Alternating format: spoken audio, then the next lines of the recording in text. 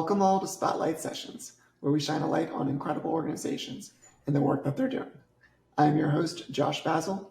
I'm a C4-5 quadriplegic, paralyzed below my shoulders. I'm a passionate disability rights advocate and attorney focused on breaking down barriers to access and inclusion for people with disabilities. Today we are joined by Crosby Cromwell and the valuable 500. Welcome, Crosby. Hi, Josh and everyone. It's lovely to be here with you. We've just turned a page on the new year and excited to start the week with this conversation. Well, I'm so glad to have you here. And I know our viewers, they want to know more about you. So tell us about yourself. Goodness. So I am from Arkansas originally. I've lived in Washington, D.C. for the last 7-8 years, and it's truly become my home. I started my professional career in the nonprofit space focused on disability and workforce, and then went to Walmart and built Walmart's first national and global platforms in disability. So that had both internal and external tentacles. I started around the 2007 timeframe, so I'm afraid to give away my age, but I've really been in this space for about 20 years with my own evolving professional life, watching our community evolve, which I look forward to talking about with you today, and then watching my personal life evolve, moving from an ally to someone who identifies as having a disability. I moved into this space because I was passionate about it. I fell into it. I also thought my story was through my mother, who was a badass attorney who also just happened to have lupus. And so a lot of my childhood was in and out of hospitals. It took me a long time to understand and learn my own story with depression and anxiety, and how I've come to talk about that, and how I've moved from, and feeling some of that imposter syndrome as you move from ally to advocate. But this work is why I get up in the morning. It matters more to me than anything. It's at the end of the day and at the end of my life is seeing really truly around all things disability, but truly the workforce changed by the time that all is said and done. So when I left Walmart, I've been advising companies from a DEI and disability lens, and then was able to make my way to the Valuable 500, which I know we'll talk about today, which is a global organization focused on changing the business agenda around disability. So I'm the Chief Partnerships Officer for the Valuable 500. I love your journey. It's quite a journey, and it's going to just continue going in great directions. So I want to, before we dive deeper, I would love for our audience to, you said ally. What is ally? So many people have definitions of what it is, but I think good allies, and I'm trying to be an ally in other areas as well. If you think about how important it's become to me to be anti-racist, especially after the death of George Floyd and the rise of the Black Lives Matter movement, is really digging in and learning and understanding. So to me, at first, a good ally is curious, a good ally listens, a good ally speaks up, but always creates space first and foremost for the people that they are trying to be a part of. One of the things that we did during 2020 and the protests that were really happening in the summer of 2020 is a group of white disabled advocates went and just supported a group of our friends who are Black disabled advocates. And it was incredibly important for us to really be, around and surround and follow and not lead in that moment, because it was about those Black disabled advocates' voice at that protest and on that day. And I think, a good ally knows their place. A good ally will always, always be curious. I love that. And it's so important to be curious, because if you just keep on the status quo and not explore new conversations, new areas of life, you're kind of staying put. It's a very stagnant life. But moving forward and learning and loving and understanding that there's so many different people, so many different voices, and we're all part of this world together. So, all right, for the Valuable 500, let's dive deeper into what you do, the work you do, and your mission. Tell us about that. Yeah, no, the Valuable 500 was founded by a woman named Caroline Casey, who has been in this space for a very long time, and there were early iterations. But truly, the Valuable 500 itself was launched at Davos in 2019 with the idea that disability has moved too slow for too long, because the highest levels of leadership, in a business perspective, the highest levels of leadership have not been at the helm of the conversation. So it was about challenging and charging 500 CEOs with their 500 companies to step forward and truly try to change the needle around disability and the global business agenda. So that's what we are. On May 18th of 2020, those 500 companies were announced, and we're moving forward together as a cohort and an incubator, learning, testing things, trying things out. There's a group of 13 and a little bit growing, but a group of 13 companies, Google, Allianz, EY, Sky Media, who are building solutions and tools for disability inclusion, sitting behind the scenes as they build those out, that those will really be released to the 500 over the course of the next 3 years. Again, as we test and push and try to change the limits around disability in business. That's wonderful.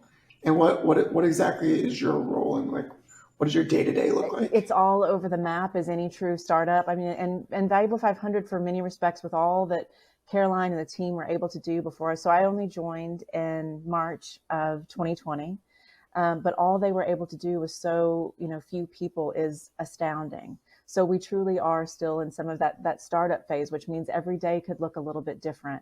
But my role is really about building the relationships with our 500 companies, understanding what they need, connecting them to other companies to share best practices, or to try to figure out how to push sectors and create change within sectors, as well as the work that we're doing with the global business disability community. So making sure that our companies are connected to B2B experts in this space, who are the inclusion architects, who are the consultants or the trainers, who are the website experts. That will not be Valuable 500 and shouldn't be. So how do we make those connections to further the goals that our companies have? So yeah, it's a lot of relationships, it's a lot of conversations, and it's just, the best job I've ever had.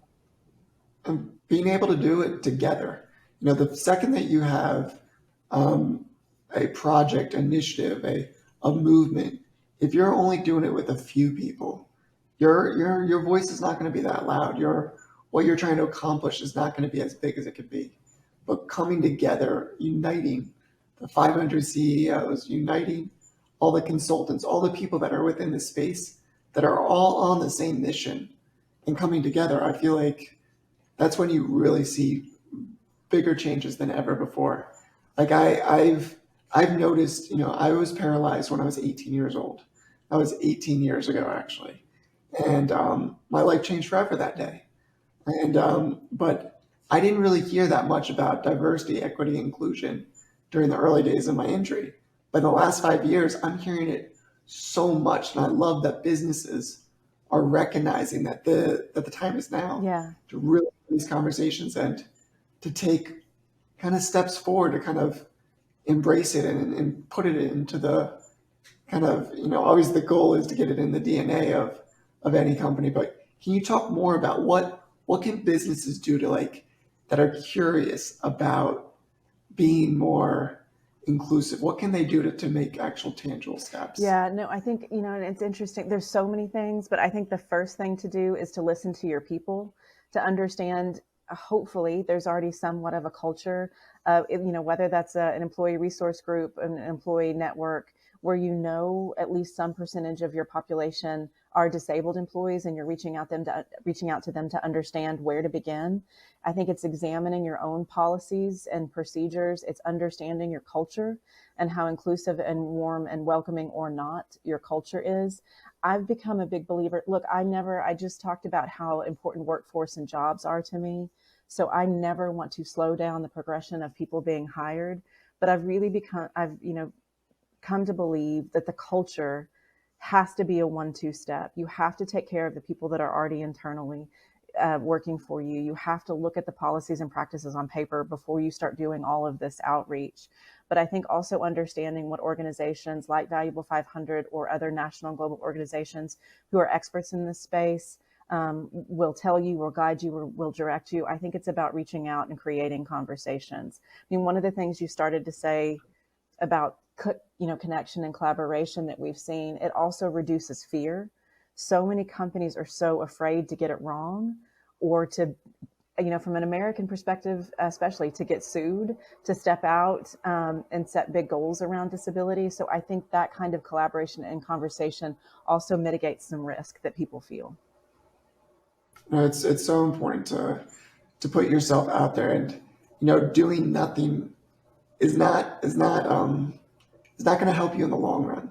It's just going to be delaying the inevitable.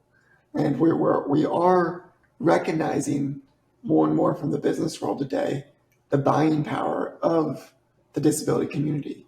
Like we're talking about 1 billion people around the world with many different abilities, but that are grouped within kind of the disability community.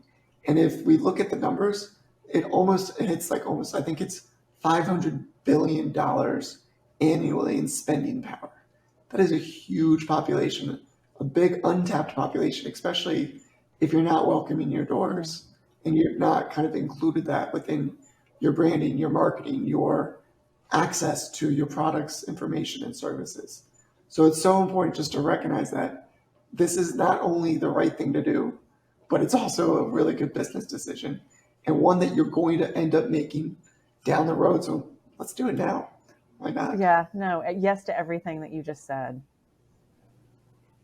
And so, all right, with your incredible mission with the Valuable 500, and yeah, I would love to hear, as you've been pursuing this mission, what are some of kind of the big, proud accomplishments that and stories we could hear about the Valuable 500? Yeah, and I keep talking about some of it is hang on with us in that we're really in the early days. The 500 were announced in, as I said, on May 18th, and now we're all in the phase of going to do together. But some of the early things that we are hearing is companies just really taking this seriously. For example, PwC.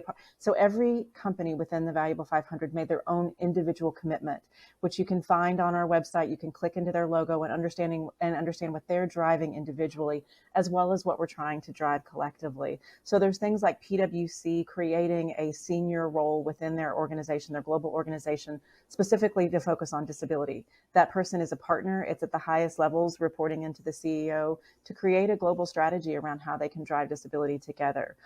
A bunch of our companies in the travel industry, Hilton, Intertech, which is a risk management company, Heathrow, British Airways, are all working together to look at inclusive travel from end to end and how they can be better as a sector. So we're seeing, sector conversations start to take place. Some of that has started in our legal community as well. Stanton, one of our companies out of Japan who focus on ocular health as their business, are taking a platform to One Young World later this year, which is solely focused on disability. And if folks know One Young World, it's sort of the Davos for a younger generation. So for them to focus their entire platform on disability, we're starting to see some really interesting, important things take place. I think one of the things we're most proud of from a Valuable 500 perspective, let alone what our companies are doing, if you take a moment to look at our website, valuable500.com, we rebranded right before the holiday season. We want disability to look like we have always felt about it, for it to be bold and brash and intelligent and powerful and sexy and all these things. So we actually conducted a photo shoot in London in late 2021 with all disabled talent in front of and behind the camera. So what you'll start to see roll out from us are the ways that we also want the imagery, the representation around disability to change writ large as well. Now that representation is so important. Being seen, being heard, and being understood. It's there. And can you talk more about what representation means? Like, what do you see as representation being? Sure, and I'll kind of take a little bit of a divergence and why representation matters, period. But how we're focused on it is Valuable 500 has dug deep into what we call our transformation program, which is 6 pillars in total. And each of those 6 pillars represent different areas of the business that need to be changed around disability inclusion. So the first pocket is C-suite, exactly what you would expect. It's CEOs stepping up, it's CEOs and C-suite understanding what disability is and putting it into the strategies across the business. It is culture, that is all things workplace and workforce. How are you taking care of your people, your buildings, your policies, your practices, and the questions you're asking around disability? Are you doing self-ID? What does that look like? Customer, which is B2B or B2C. How do you understand exactly what you were talking about, that the disability community is a market that you should be reaching out to, pulling profit from for your company? Because at the end of the day, this is business. It's about disability being a part of that dollar. reporting and research go hand in hand. So what questions are you asking, again, back to self-ID, and what are you putting out into the ethosphere? Is disability a part of your annual report or being a part of organizations like the Valuable 500? All the way back to where your question started. And representation is the last pillar. So to us, that is changing how disability looks, feels, and sounds. It's making sure that disability is represented in your marketing campaigns, it's in your imagery, it's in your talking points, and that it's beginning to move away from all of those medical models that we've sat for too long in. So how can you have disability really represented in a diverse way, in the way that it lives in the community? As we all know, disability is in every socioeconomic status, it's in every race, it's in every gender, it is across everything. So how can we get disability to look more like it does in the world? In the real world, and every day. And with you know, everything you said, when businesses start to incorporate more inclusion within their business model, how can they promote it? How can they market it? How can they share the good that they're doing? What advice do you give to businesses? I think in all of it, it's kind of maybe a theme to our conversation. It's to question and to be curious. So you start with trying to understand the community that you're representing. So you're just not representing them without any knowledge or base attached to that. And then I think it's starting in ways that align and matter to your business. So it's interesting. We did a session last year when we were talking about how you build a disability inclusion strategy for the first time. And we gave 3 points, and it was listening to your people, aligning it to your business, and making sure it's leadership led. And I think that aligns with anything that you may do across disability and or any region in business. So what we want disability to be is aligned to the business that it's representing. So if it's a construction company, it's disability represented in that way. If it's a fashion and beauty industry, that you start to see more models like Jillian Mercado, it just is making sure that it makes sense so that it is integrated. Disability shouldn't be a social project.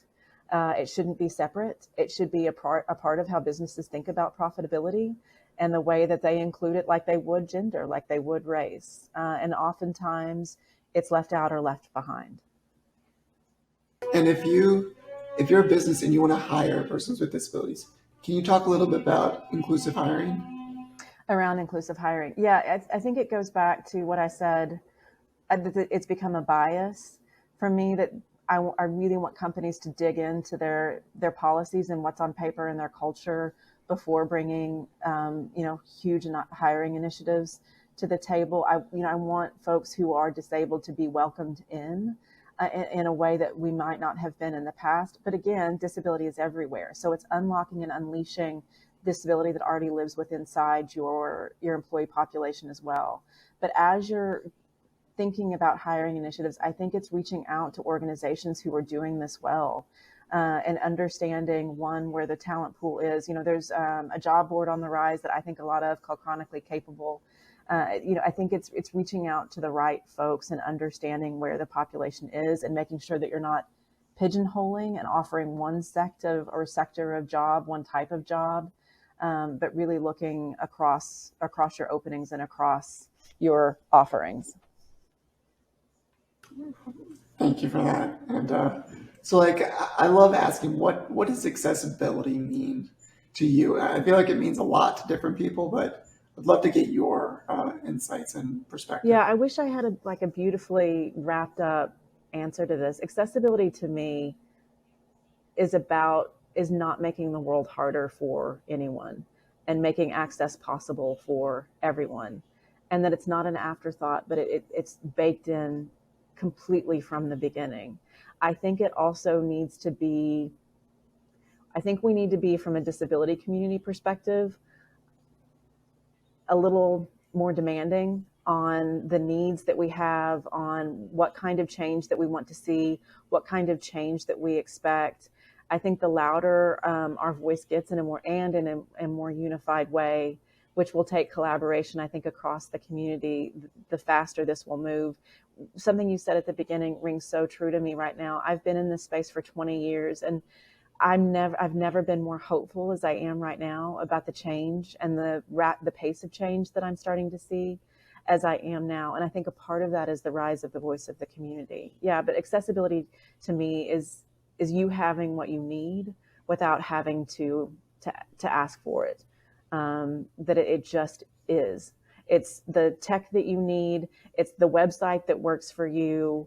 It's that you can get into the building in the way that you need. It's that your manager understands what disability looks like. I mean, for me, from a cyclical depression standpoint, August of last year was a really hard, it was just a hard month for me. This is my favorite job I've ever had. I love my job. I love my life. And my body was fighting me in August, which meant I was a little bit more run down. I was tired. I needed to organize my day a little bit differently so meetings weren't first thing in the morning. But having a team and a staff and an organization who understands, you're still working as hard as you can. You're still killing it in the workplace, but you just adjust your day in a way that makes you more productive, more helpful, more happy as you move. It allows you to contribute. Sorry, that was a little bit rambly, Josh, but I just get passionate. But it's such an important point you make. It's just because you might be working a different schedule or with a reasonable accommodation or something that allows you to work to your best abilities, you can still have incredible output and have the opportunity to like show what you have. I would love to know, what is one message that you would say to businesses around the world that you think they could do better, or just that you want them to think about? Oh Lord, I think there's so much that businesses can do better, but I think one thing I'm starting to get a little nervous about, shocker for someone who has anxiety, is that we're going to lose some of the good momentum that has come out of the pandemic and our learnings and our lessons. So if I could implore companies at all, is to harness the flexibility that came through necessity. We got flexible with our working environments because we had to figure out how to do all of this. And so people were able, those who had the privilege to work from home were able to. And it created, I think, a flexibility in working environments and in work schedules. When all the data was showing that we were actually all working more hours as we worked from home, that continues. I think it's also with that lens, making sure that people have the accessible tech they need to work from their homes. And then just reminding the community as we move forward in this, that it's not a social conversation, that there is a social benefit that comes out of it, but that this is a business conversation. This is about making you more competitive in the 21st century and where we're headed. You have an incredible perspective, an incredible voice, and I feel so lucky to be having you part of the disability community and what we're fighting for each and every day. Josh, same. I mean, you and I had a chance to meet at Enabling, which is the only conference I've been to in person since COVID started. And it's conversations like this and what you're doing and what you're driving. Again, back to collaboration, I just think we need to be connected as a community. I think we need to speak more with one voice and not be separated or have a fear of resources. There are enough to go around. But together we are stronger. Together we're stronger. And we're inviting all of our listeners to be a part of this movement. You don't have to have a disability. The fact is that disability doesn't matter if it's really when. It's going to happen to all of us in our lifetime, or whether a family member or a friend. Disability will always find its way, and we're together to be able to create a more accessible, inclusive, and just a better world. And so thank you, Crosby, and thank you to our listeners until next time. But thank you for being here with us. Bye, everyone.